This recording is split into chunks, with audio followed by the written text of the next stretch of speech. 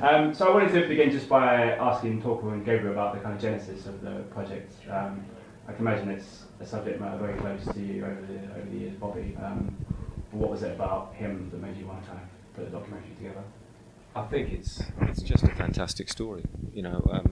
There's a reasonable amount of distance now since Bobby died, and the Cancer Foundation that he formed is an incredible story in its own right. But then if you look back at all those that he's influenced in his career, the A-list of people in football in the game who are at the top of the game at the moment, it's incredible. And then you have obviously that season in Barcelona, which I think is sort of slightly unreported, framing things.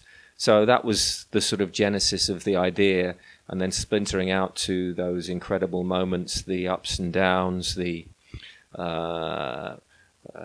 things that pushed him right to the brink, which he continued to come back from. So in a way, it's a script that any documentary filmmaker would be enthused by, and hopefully that's been captured by the film. Yeah. And for Terry, you obviously played for Bobby when you were, I think, in the late 70s, early 80s at Ipswich, when you were going for all that amazing winning cups and everything else.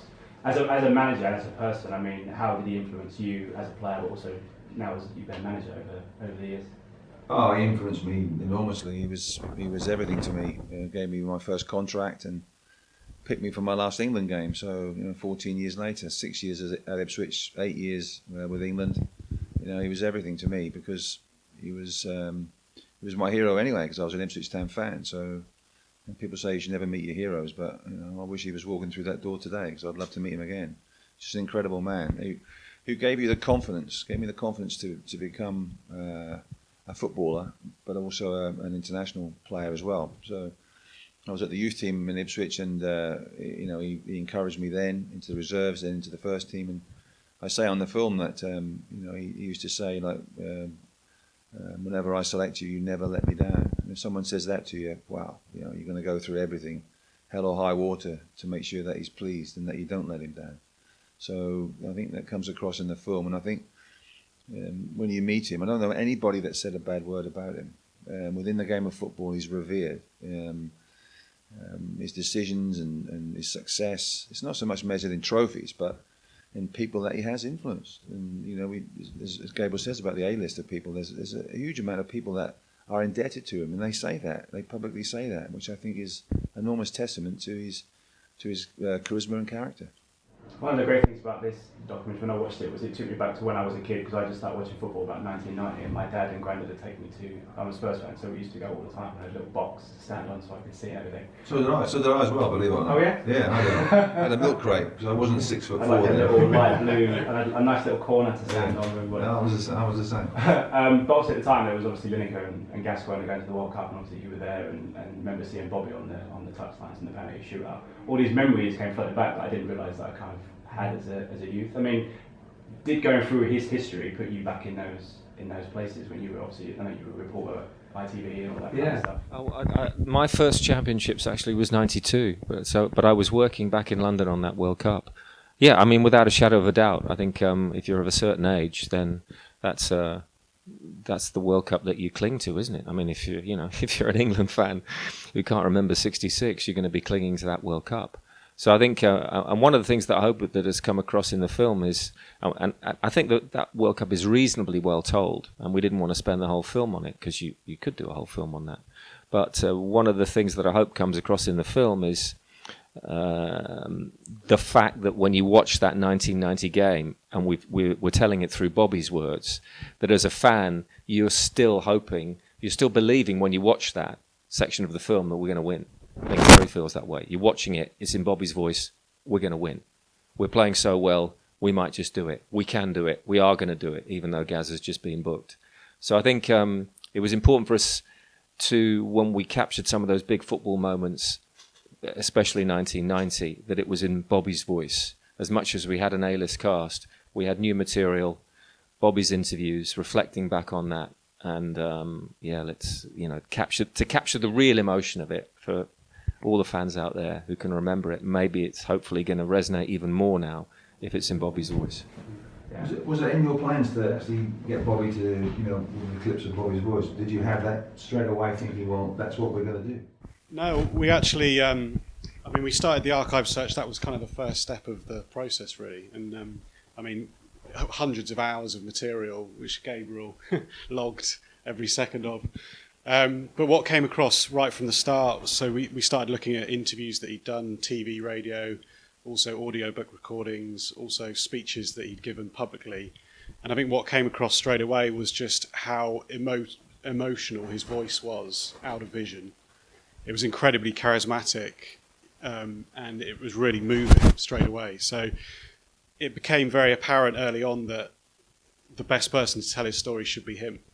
And then when we start to look at the archive specifically, going back to 1990, there was a lot of that material from the semi-finals never been seen before. It's been in a FIFA archive for the last 25 years, and it's only recently been digitised. So all of the footage of him on the bench watching, I don't think people have seen that before.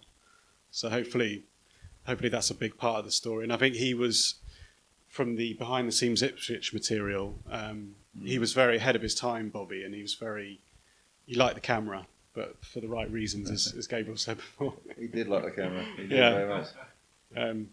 But that's great if you're a company.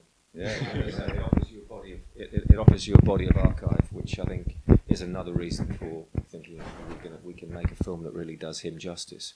Because a lot of people, I think Terry said, a lot of people hold Bobby in such high esteem that you want to make sure you do something that does him justice. And in 95 minutes, that's the challenge. So hopefully that's something that we've been able to rise to. Was it? I mean, it's a testament to him as a character, as you say, that you've had so many amazing people come to the documentary. People like Guardiola and Ronaldo and Jose, and obviously Sir Alex and Gazza and Gary Lineker, who's like my hero. Great to hear their speech, but they're also enamoured with him, and he's had such an effect on them. Even now, when they're going in, some of them are going into management themselves and taking on different responsibilities. I mean, it must have been great to have all those guys just say, of course, we want to talk about Bobby Robson. Of course, yeah, that's right. And I think you sort of think, these guys are hugely busy, and some of them aren't that public anymore, you know. So it wasn't necessarily that easy to get all of them. But you're right. I think the reason why they wanted to do the interview, the reason why they did the interview was because ultimately they wanted to do it. You know, it was a pleasure to do it for all of them. You know, I think for some more emotional than others. And that's what comes across, hopefully in the film too, is that emotion that Bobby still stirs in them. And that's why he had the influence he did have on them.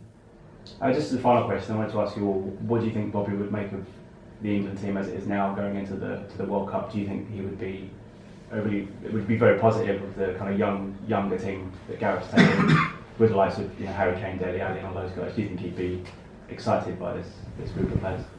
Oh, he'd love it. He would love it, especially with Harry Kane and Dele Alli and all the forwards. He'd love all that. There's no Gazzers in this squad, that's for sure, which might be a good thing because he was a pest off the pitch. But he wouldn't have had problems like that to seek. But I think he would have loved it. I think he would have. What he'd like to do is get a squad like that, like what Gareth will have, and to really have a go with that squad, and to give it every possible chance and get into them and cajole them and work them and speak to them. I think he'd see that as a real challenge. Yeah, it's not the best England squad in the world that's ever been, and the expectation levels are very low. But Bobby would thrive on that because he thrived on adversity. He thrived on people saying you can't do this and you can't do that, or why are you doing this, why are you doing that. He would go and do it. Simple as that. Yeah, just to echo, I think the from what we've learned via the process is that he was at his best in the worst moments. And I think if you're talking about this England team being, as Terry says, no one's expecting anything, and it's a young team, and I think he would love the underdog tag and would thrive on that. Ladies and gentlemen, you're watching Hey You Guys! Hey You Guys, huh? Hey You Guys. Is that from the Goonies? It is indeed, yes. Nice. Hey You